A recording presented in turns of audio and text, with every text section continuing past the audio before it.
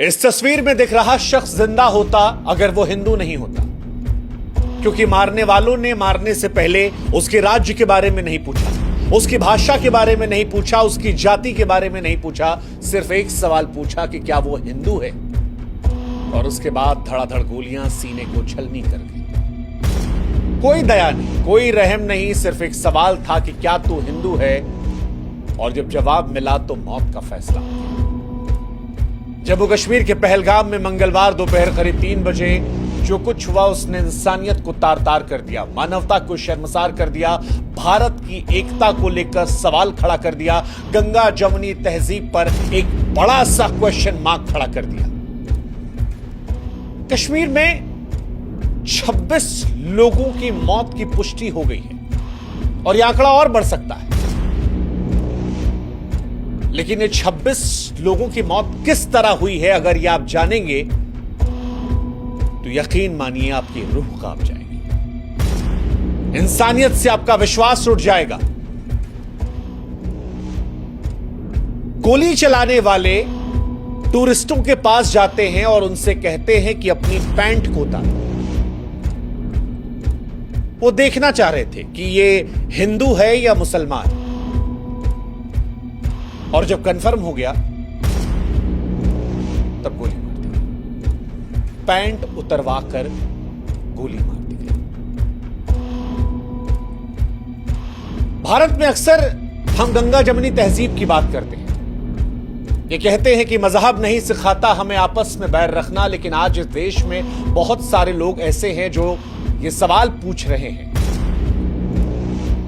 कि गोली मारने वाले अगर किसी मजहब से नहीं थे तो मजहब पूछे गोली क्यों मारी। और बड़ा अफसोस हो रहा है हमें आज ये सवाल कहते हुए, क्योंकि जो ये सवाल पूछ रहे हैं उनकी बात को भी हम पूरी तरह नकार नहीं पा रहे। चंद रोज पहले हम कश्मीर के अंदर थे और हजारों लोगों से मिल रहे थे, बेशुमार मोहब्बत हमें भी मिली थी, लेकिन उसी कश्मीर में वो लोग भी हैं जो मजहब, जो धर्म देखकर लोगों को कत्ल कर रहे हैं। और इसी वजह से आज बड़े अफसोस से हम कह रहे हैं कि इस सवाल को हम चाहकर भी नकार नहीं पा रहे, क्योंकि जिन्हें मारा गया उनके साथ कोई बहस नहीं हुई, कोई सवाल नहीं पूछा गया, इंसानियत को नहीं देखा गया।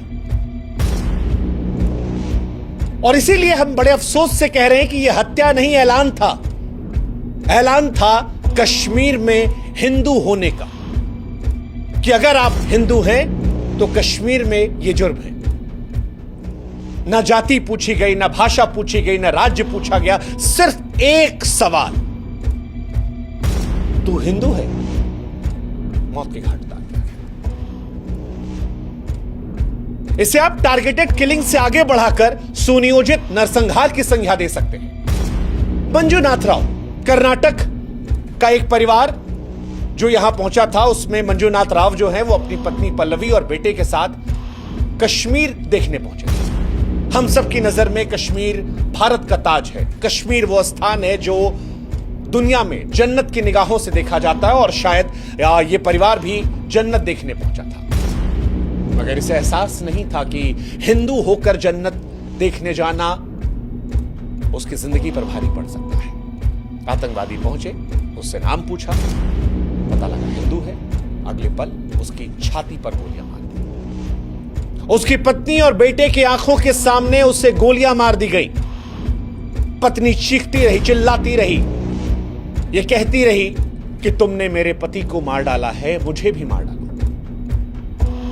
इसके बाद जवाब आता है कि नहीं, तुझे जिंदा रहना है, जा मोदी को बता देना। शब्द नहीं मेरे पास, शब्द नहीं है, आत्मा चीत्कार कर रही है।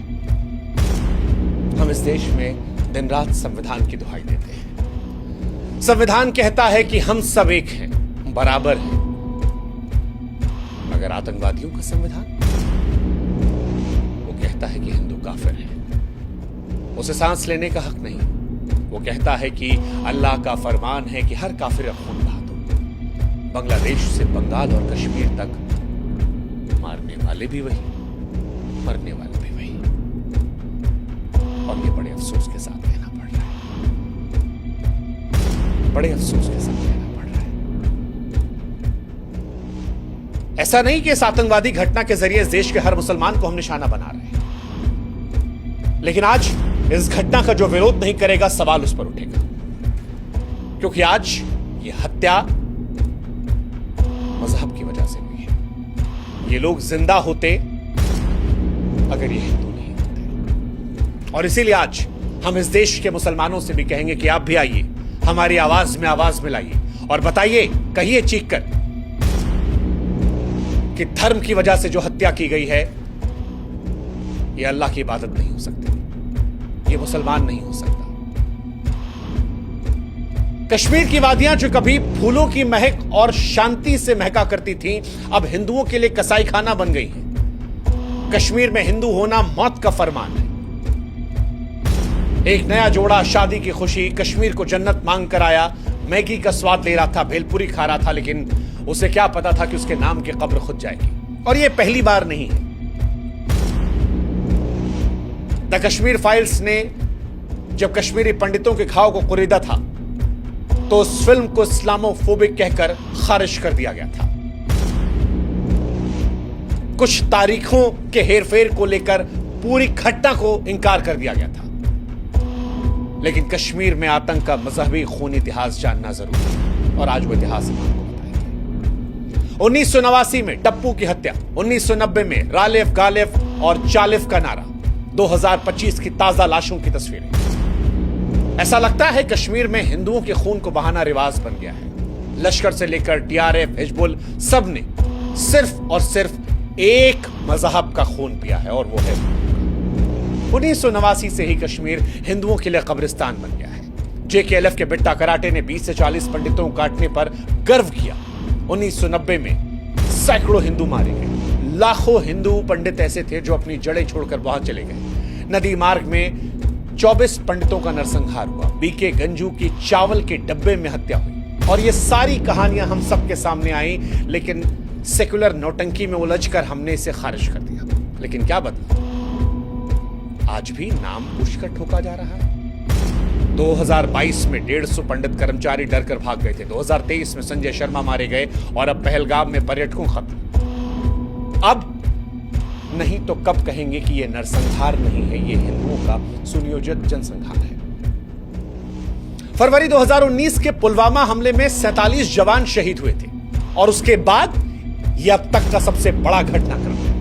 आतंकवादियों ने एक बार फिर हिंदुओं को ही निशाना बनाया है, और यह संयोग नहीं, सुनियोजित साजिश है। दरअसल हिंदुओं का खून बहाना आतंकवादियों का शौक बन चुका है। न जाति, न भाषा, न राज्य, बस एक सवाल कि क्या तुम हिंदू हो? जवाब आया गोली। जिसने जवाब नहीं दिया उसकी पैंट उतार कर चेक कर लो। सवाल आज इस देश की सरकार से भी है। सवाल आज प्रधानमंत्री नरेंद्र मोदी और गृहमंत्री अमित शाह से भी है कि जब आप ये दावा करते हैं कि देश सुरक्षित हाथों में है, तो ये टारगेटेड हमले कैसे हो रहे हैं?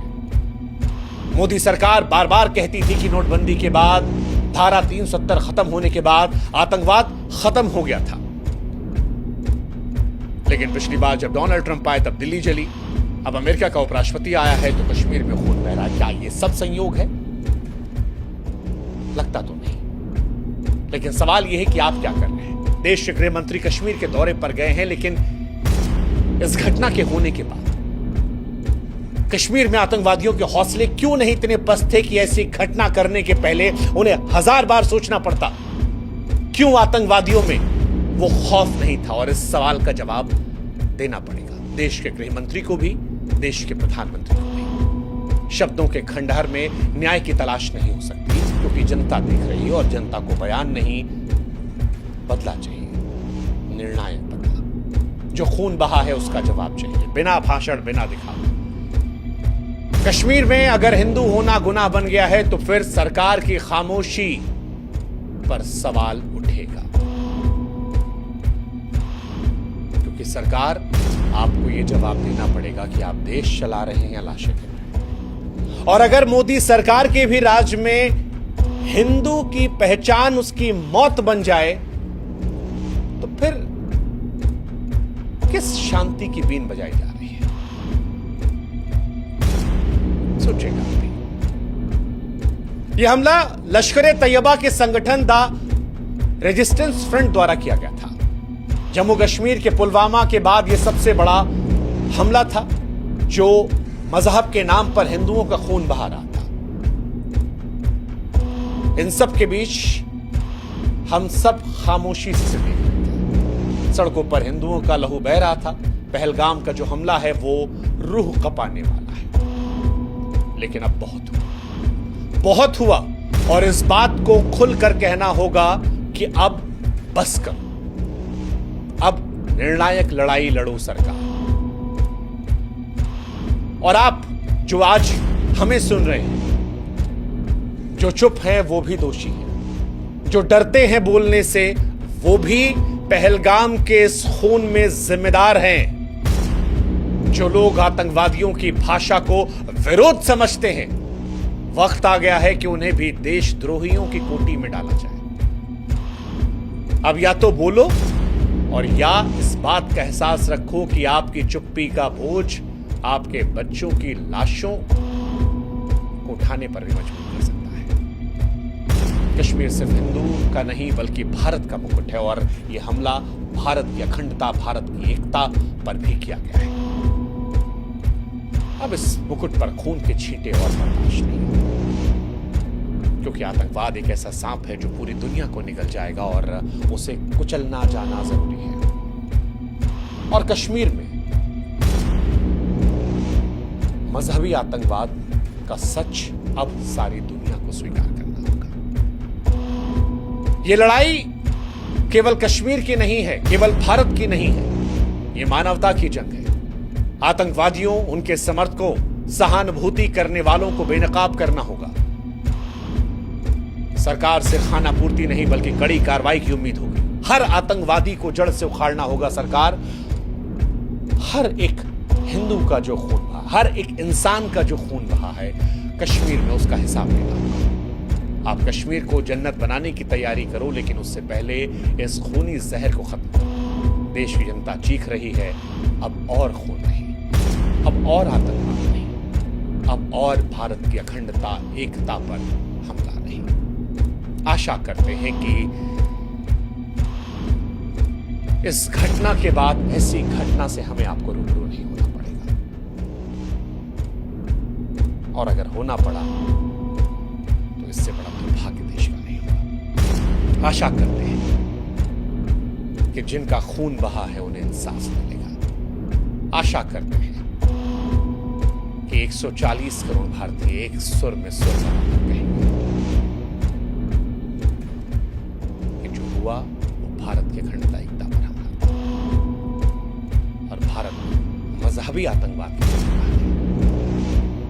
और जो नहीं कह रहा उसके बारे में आपको सोचने की जरूरत है। ईश्वर से हम मृतकों के परिजनों को ढांढस देने और मृतकों के लिए शांति की दुआ करेंगे। ओम शांति। जय हिंद।